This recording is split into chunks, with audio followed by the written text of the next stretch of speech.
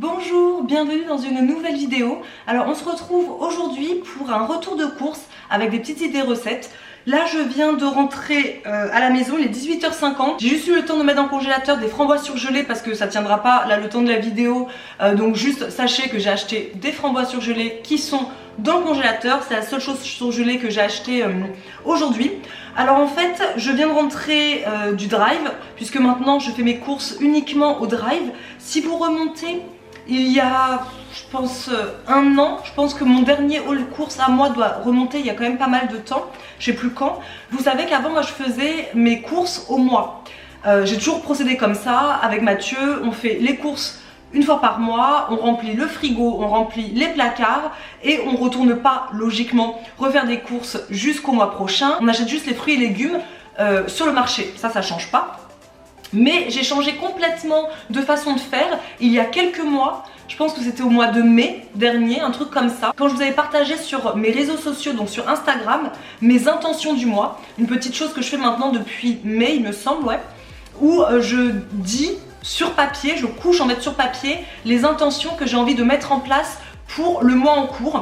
Et il me semble que c'était le mois de mai dernier où j'avais dit qu'il fallait que j'arrête de surconsommer tout ce qui est alimentaire, on va dire. Parce qu'en gros, je vous explique, quand je faisais les courses du mois, je remplissais certes mes placards et mon frigo, mais quand je voyais sur les réseaux sociaux, quand ma grande soeur m'envoyait une recette sympa à tester, quand je voyais passer sur Pinterest une recette que j'avais trop envie de tester, etc., bah j'ai envie de la tester maintenant. Voilà, moi je suis comme ça, j'ai envie de la tester là, maintenant. Du coup, j'allais vite au supermarché du coin, je refaisais des courses pour remplir encore mon frigo et ou mon placard. Et du coup, bah, je me retrouvais avec plus de nourriture que nécessaire. Et bah évidemment j'en arrivais à devoir jeter certaines choses que j'avais dans mon frigo parce que bah, j'ai fait autre chose qui n'était pas prévu au programme. Donc pour arrêter tout ça, pour pallier ces petits incidents qui étaient beaucoup trop réguliers, j'ai décidé maintenant de faire mes courses à la semaine, voire une fois toutes les 2 semaines, tout dépend hein, de nos envies. Mais maintenant je fais les courses une fois par semaine au drive. Donc généralement pour nous c'est Super U. Comme ça moi je prépare une liste de courses selon les meal prep, selon les préparations que j'ai à faire la semaine qui arrive. Vous voyez? Donc là on est jeudi, je sais déjà ce que je vais préparer pour la semaine prochaine, pour les meal prep de la semaine prochaine. Donc j'ai acheté ce dont j'avais besoin pour ces meal prep là. Bien évidemment je peux changer d'avis, ça peut arriver, mais je me tiens dorénavant à utiliser et à consommer que les produits que j'ai achetés la semaine passé. Deuxième chose, vous me dites souvent mais tu vas plus à Lidl. Non, c'est vrai que je vais plus à Lidl puisque j'ai déménagé depuis quand même un an maintenant et je n'ai plus de Lidl à proximité. Donc bah, je fais mes courses à Super U, je fais mes courses à la Biocoop qui est pas loin non plus de chez moi et je fais mes courses sur le marché. Ça ne change pas. Donc là en rentrant du boulot, je suis allée chercher le drive. Du coup vous verrez qu'il n'y a pas grand chose puisque c'est les courses uniquement pour la semaine qui arrive avec ma liste des meal prep qui est déjà faite, que j'ai tout noté dans mon agenda My Agenda où j'ai déjà écrit ce que je souhaite préparer pour la semaine prochaine, donc à partir de lundi, et que je préparerai bien évidemment dimanche comme d'habitude. Et donc en fonction de ce que je vous montrerai, et ben je vous dirai ce que je compte faire avec les ingrédients et je vous mettrai également les recettes que je citerai en barre d'infos. Elles sont soit sur le blog, soit elles sont sur le blog de quelqu'un d'autre. Donc on commence par quoi? Et ben par le seul légume que j'ai devant moi. C'est un concombre. Super U propose des fruits et légumes, hein, bien évidemment. Moi, j'achète pas trop les fruits et légumes qui se trouvent en supermarché, sauf celui-ci puisque bah, c'était dans le rayon bio, donc je l'ai pris. Mais le reste des fruits et légumes dont j'aurai besoin pour ma semaine, je les achèterai samedi matin en allant chez mon maraîcher, hein, tout simplement, qui est au coin de ma rue. Ensuite, j'ai pris des feuilles de briques. Alors les feuilles de briques, c'est une passion. J'adore ça, ça fait très longtemps que je n'en ai pas fait. Donc je me suis dit je vais en refaire parce que j'avais envie de faire pour les meal prep de la semaine prochaine au dîner des samoussas aubergines mozzarella. Voilà pour le dîner, ça vous en trouvez partout dans tous les supermarchés et c'est une tuerie. On peut les utiliser sucrés, salés comme vous le souhaitez. Pareil, je vous mettrai la recette en barre d'infos, des briques vraiment... Ça a l'air trop bon. Je l'ai trouvé sur Pinterest, cette recette, et je me suis dit, bah, banco, on fait ça. C'est très rapide à faire, c'est très bon, c'est très léger, et c'est croustillant et vous savez nous on adore le croustillant. Ensuite j'ai pris du thon, du thon il y en a toujours à la maison. Donc là c'est du thon au naturel, je sais plus pourquoi je l'ai pris. Non bah je l'ai pris parce que on a toujours du thon à la maison. C'est pas pour un repas spécifique la semaine prochaine, mais il y a toujours du thon et au cas où on ait besoin de manger du thon, ou notamment Mathieu quand il a pas envie de manger parfois ce que moi je fais, et ben il va se faire par exemple une salade de tomates, maïs avec du thon. Donc ça du thon toujours à la maison.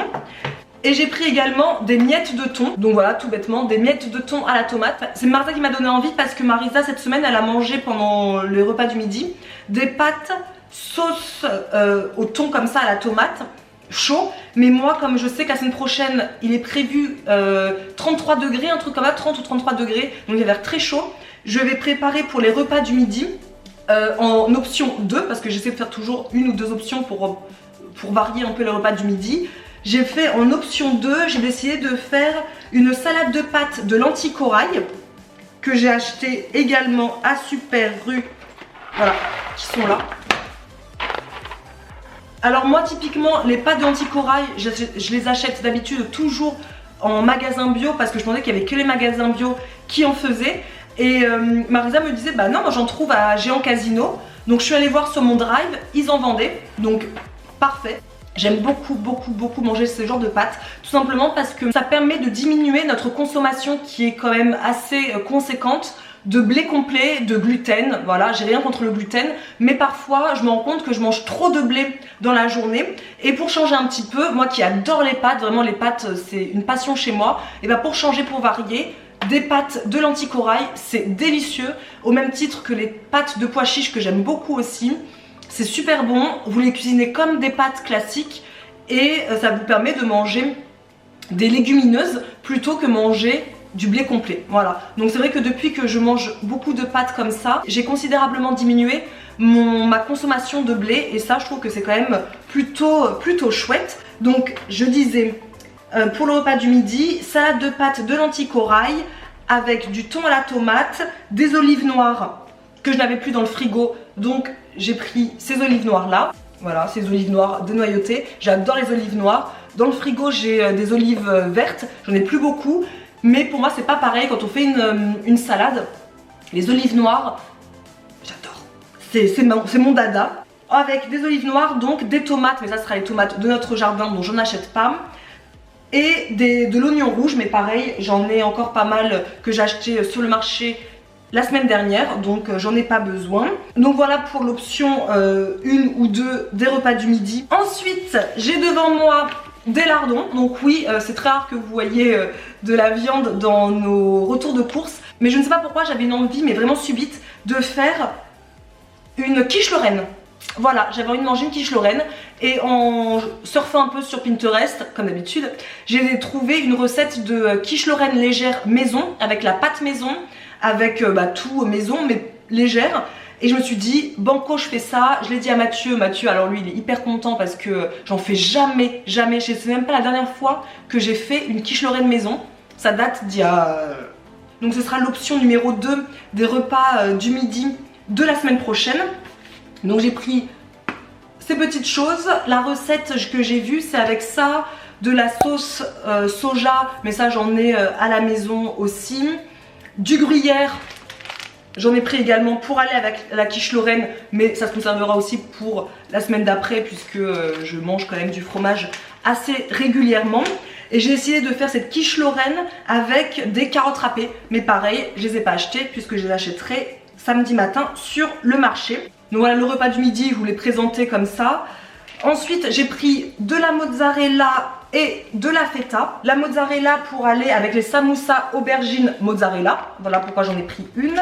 Et la feta ça accompagnera très bien la salade de pâtes aux lentilles corail.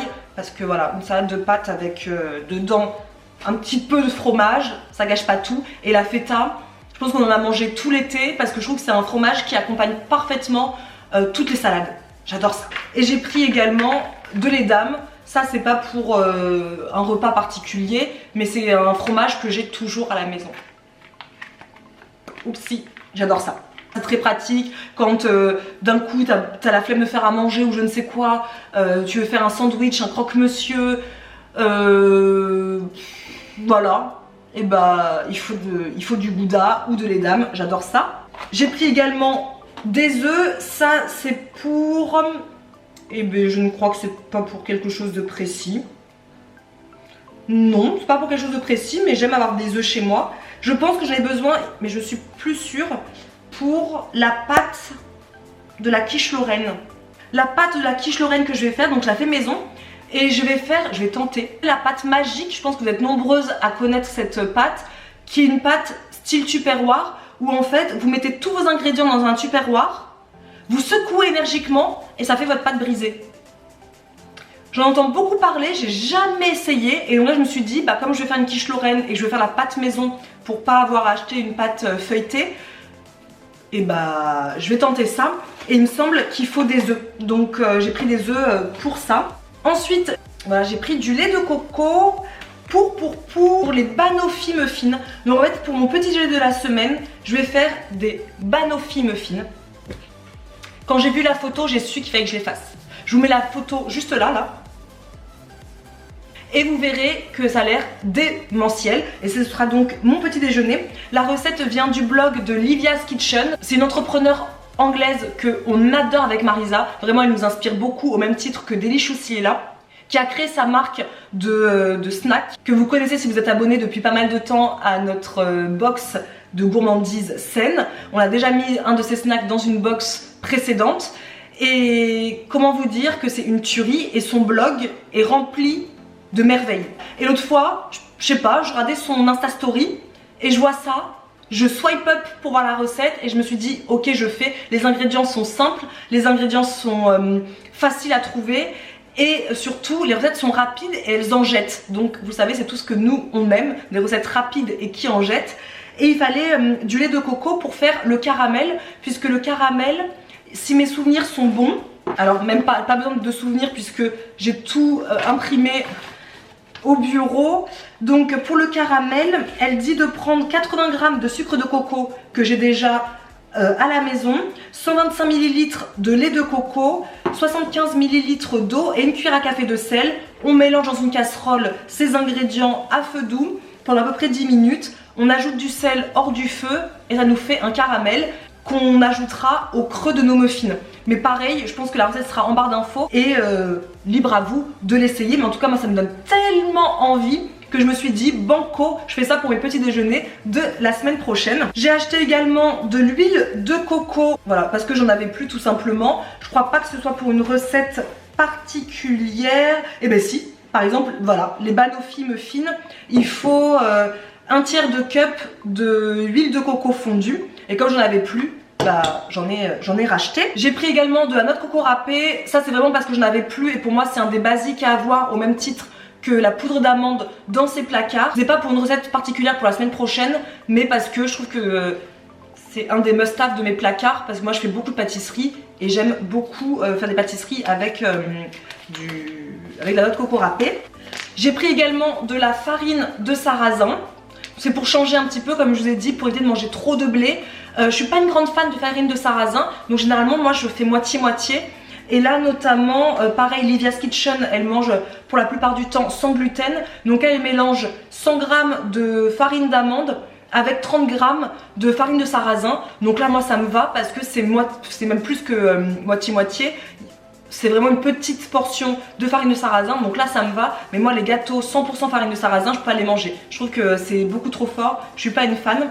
Donc j'en ai pris pour changer un peu de l'éternelle farine de blé. J'ai pris également du sirop d'érable, pareil j'en ai plus à la maison et pour moi c'est un indispensable au même titre que plein de choses comme la farine, des choses comme ça. J'aime beaucoup avoir du sirop d'érable à la maison. Et là, il en faut aussi pour les recettes que je veux faire pour la semaine prochaine, dont donc le banoffee pie. J'ai oublié de dire, j'ai acheté du couscous. Donc ça c'est pour une recette dans 2 semaines, mais je l'ai acheté tout de suite parce que ma belle-fille, quand elle vient à la maison, elle me demande toujours du couscous. Enfin de faire le couscous. Et ça fait une éternité que je n'en ai pas fait. Et là, elle me l'a noté sur la petite ardoise qui est sur notre frigo. Elle a écrit couscous et lasagne. C'est pour ça que j'en ai acheté. J'ai acheté des pâtes de lasagne. Elle m'a écrit ces 2 choses. En gros, belle maman, t'as intérêt à me faire ça la prochaine fois que je viens. Donc j'ai pris de l'avance, j'ai acheté ça, comme ça j'ai pas d'excuse, je suis obligée de lui faire quand elle vient dans 2 semaines. Et pour finir, j'ai pris de la pâte de curry rouge. Pareil, pas de recette spécialement particulière, mais voilà, je l'ai vu dans le drive et je me suis dit le nombre de recettes que j'aime faire avec de la pâte de curry rouge, et j'en ai jamais à portée de main, voilà. Et ensuite, je pense que c'est tout niveau courses. Ah oui, et en prenant mon portable, j'ai oublié que en recette que j'ai à faire, mais là c'est pas la semaine prochaine, mais c'est cette semaine, donc demain, comme je travaille de la maison demain, je vais faire cette recette là. Je vous montrerai pareil une photo là tout de suite d'une tarte aux pêches pareil de Livia's Kitchen. Elle a l'air démente avec une sorte de... donc c'est une pâte faite à base de flocons d'avoine et une sorte de frangipane et les pêches dessus. Et donc c'est pour ça que j'avais acheté également la farine de sarrasin, puisqu'elle met 50 g de farine de sarrasin dans la pâte en fait. Et c'est pour ça aussi que j'ai pris le sirop d'érable. Et c'est pour ça également, pour cette recette là, que j'ai acheté des framboises surgelées, puisque la tarte aux pêches, elle met des pêches, donc 2 pêches que j'irai acheter demain parce que je les achète pas au supermarché, et 100 g de framboises surgelées. Voilà pourquoi j'en ai acheté. Et ensuite je les utiliserai bien sûr pour tout ce qui est smoothie. Voilà, après ça reste au congélateur, pas de soucis, j'ai pas besoin de les manger à l'instant T. Donc voilà en gros, j'espère que ça vous aura plu, que ça vous aura donné des petites idées pour organiser un petit peu votre façon de faire les courses, de penser en amont à ce que vous allez faire la semaine prochaine par exemple. Ça veut pas dire qu'il faut absolument que vous fassiez ça, hein, c'est pas figé, vous pouvez tout à fait changer vos plans, ça m'arrive aussi, mais ça m'évite vraiment de gaspiller comme je gaspillais avant. Voilà, j'essaie de faire avec tout ce que j'ai, et c'est une fois que j'ai fini ce que j'ai que je me dis, voilà, je peux aller découvrir de nouvelles recettes. Donc voilà, je trouve que c'est beaucoup mieux parce que je ne jette plus de nourriture, j'économise. Mine de rien, j'économise puisque je planifie mes repas, donc j'ai plus besoin d'aller acheter à droite et à gauche parce que j'ai vu une recette où il fallait absolument des tas de medjool, donc je les ai achetés là tout de suite. Et je cuisine beaucoup mieux maintenant avec les restes. Ce que je veux dire, c'est que maintenant, quand je sais pas, j'ai plus d'idées de recettes, mais il me reste, je sais pas, on va dire une aubergine, ça m'éclate d'aller sur Pinterest et de taper juste aubergine et de voir ce qu'il en sort, et avec ce que j'ai dans le frigo, dans les placards, etc., faire une recette que je ne m'attendais pas du tout à faire, mais il faut bien finir ce qu'il y a avant de racheter. Donc voilà, ça peut paraître totalement débile ce que je dis, parce que pour vous ça peut être complètement logique de procéder comme ça, mais pour moi c'était difficile. C'est difficile pour moi qui adore cuisiner, qui adore découvrir de nouvelles recettes, qui adore partager avec vous aussi de nouvelles recettes, de ne pas succomber à l'appel du nouvelle recette, il me faut de nouveaux ingrédients et donc je surconsomme. Donc voilà, on se retrouve dimanche prochain pour une vidéo recette super, j'en saliverai une d'y penser. N'oubliez pas de vous abonner à notre chaîne si ce n'est pas déjà fait, de mettre un petit pouce en l'air pour dire que vous avez bien aimé cette vidéo, hein, quand même. Et on se retrouve la semaine prochaine pour une nouvelle vidéo. Bisous bisous.